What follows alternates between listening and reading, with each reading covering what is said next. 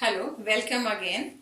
Now I will take the topic how microorganisms are useful to us. So in this, the first is making of bread and curd. How the bread and curd is made with the help of microorganisms. How they are useful. See, when we talk about the bacteria, then the lactobacillus is the bacteria which is useful in making the curd. It has got a protein casein in it. Casein. This is the protein in the curd which is used for the coagulation or it collects the curd all together. That is how the curd is formed and milk becomes acidic on adding the yeast to it. Then when I will move on to the bread, then there we are using the yeast. Bacteria are also used in the cleaning of the meat or softening of the meat, and that process is called the tenderization of meat.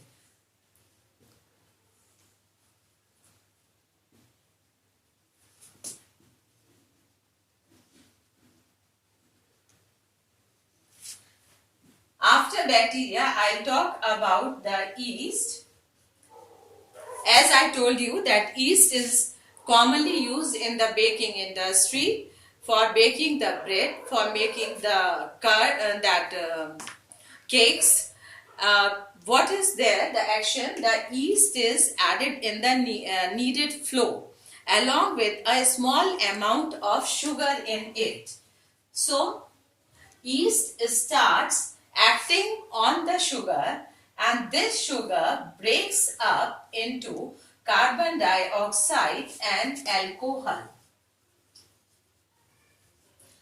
But this process is called fermentation. So when this sugar breaks up into carbon dioxide and alcohol, that dough which you have put, it becomes fluffy. Must have seen the spaces in the bread. So when the bread is cut, the loaf, due to the places in it, the carbon dioxide, it escapes out of that knead and the loaf of the bread become light in weight. Then if I talk, this is the action of yeast in the baking of bread.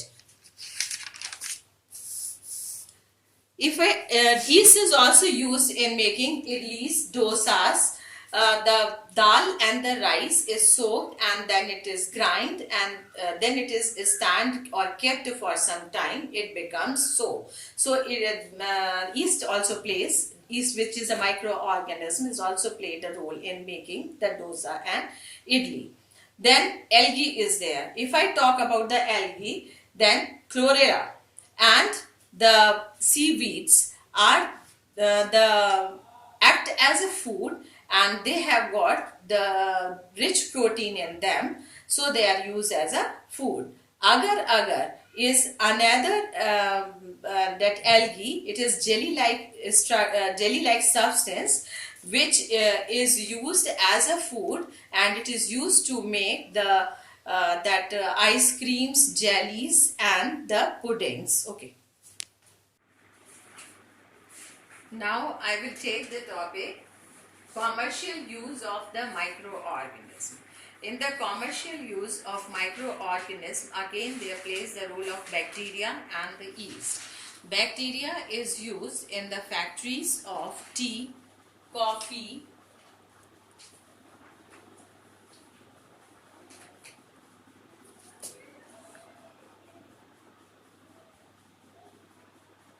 and tobacco.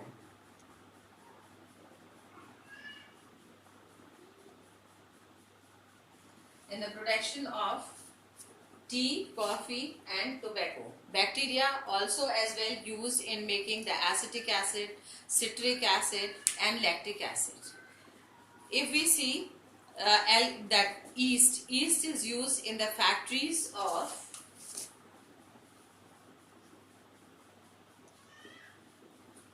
alcohol, wine, beer, etc. How it is used? the yeast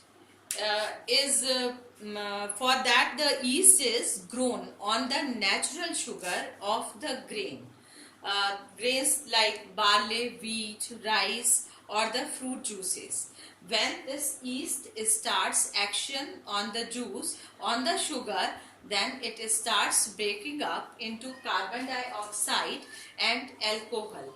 This process is called fermentation. This process was first observed by Louis Pasteur.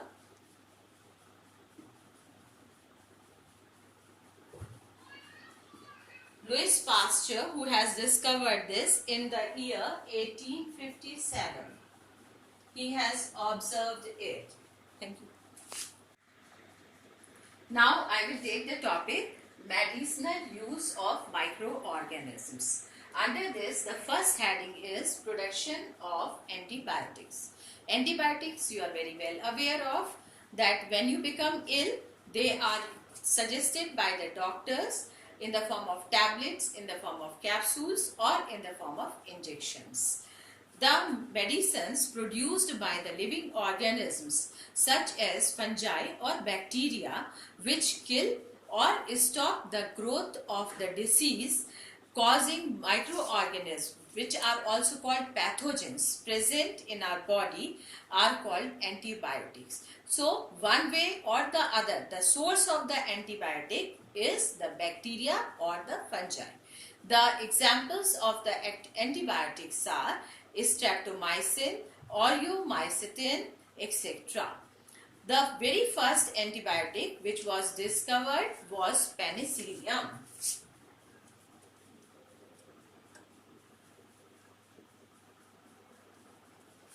Penicillium, and it was prepared by a fungus which is called the Penicillium notatum.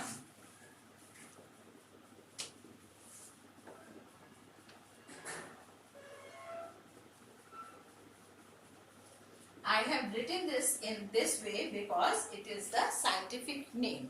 Antibiotics mixed with the feed of living livestock and poultry to check the medicinal infections in the animals. There are some preventions of antibiotics also.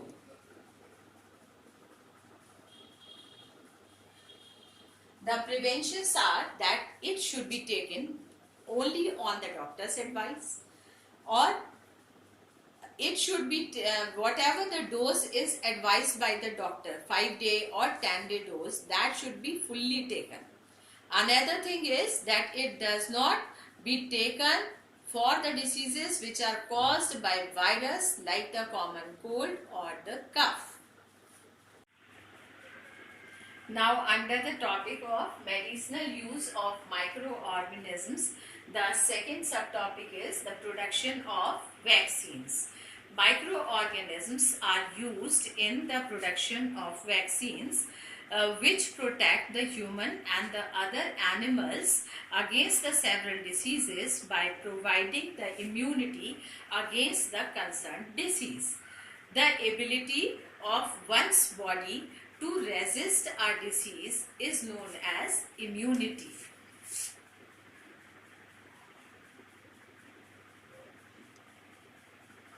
Immunity is the word which is very common nowadays. You people must be thinking, what is immunity? Every doctor is advising you to increase the immunity of your body. Eat amla, eat oranges. They will give you vitamin C. See, immunity of the body can be increased by eating the citrus fruits, and it should contain vitamin C. Vitamin C is present in oranges, amla, etc. So that the coronavirus which is present nowadays may not affect your body, and it will increase your immunity. Immunity against a particular disease can be developed by a technique, and that is called vaccination.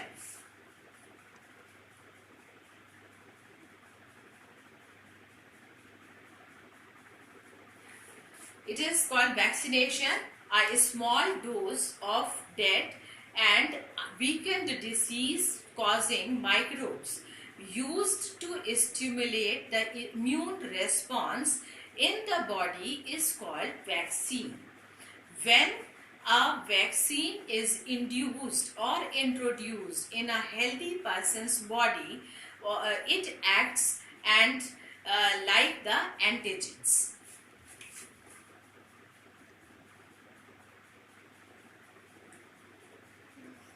This is also a new term you are coming across. Then the body of the person produce the antibodies against those introduced microbes. So against antigens, antibodies are acting.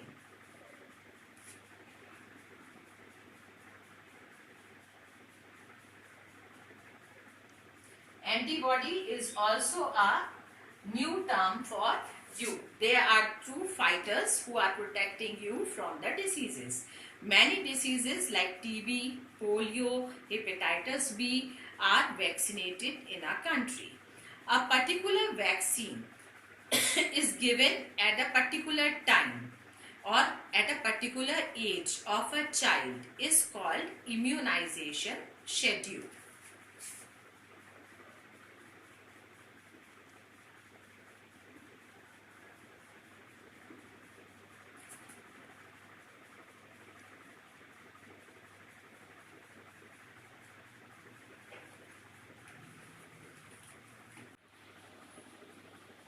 Now, under the category of how the microorganisms are useful to us, I will discuss the increasing soil fertility, that how the microorganism helps in increasing the soil fertility.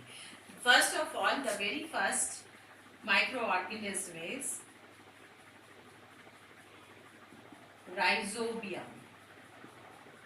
We have already talked about this, that we have studied in the last chapter that it is taking the atmospheric nitrogen and then fixing it in the soil. It is also present in the leguminous plant and help in the fixing of the soil. It converts the atmospheric nitrogen to the useful nitrogenous form, and that is the nitrates.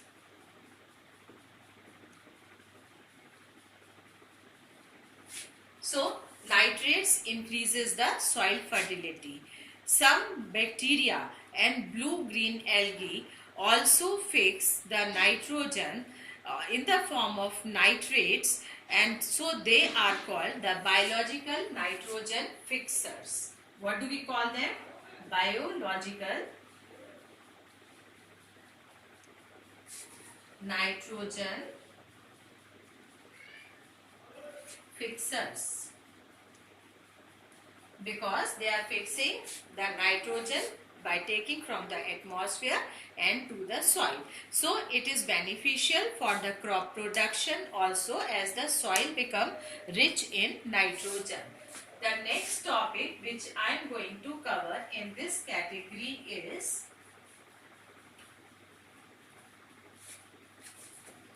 the cleaning of the environment.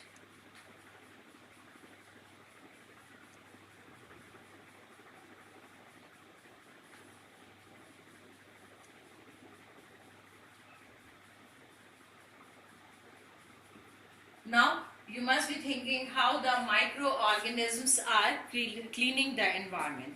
Do you know that the microorganisms also decompose the dead organisms and the waste of the plants and animals by converting them into the harmless, simpler substances?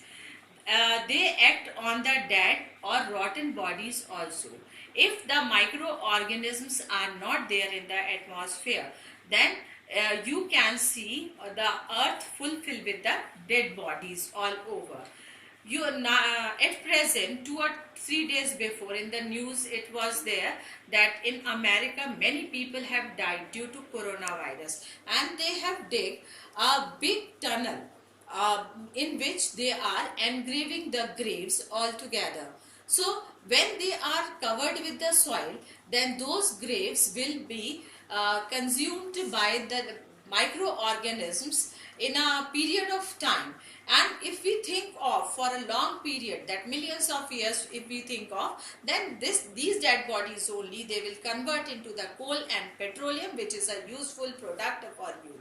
So they help us in purifying the environment. The bacteria decompose the sewage waste, so the water is naturally cleaned, and in this way the microorganisms, they are helping in cleaning the environment.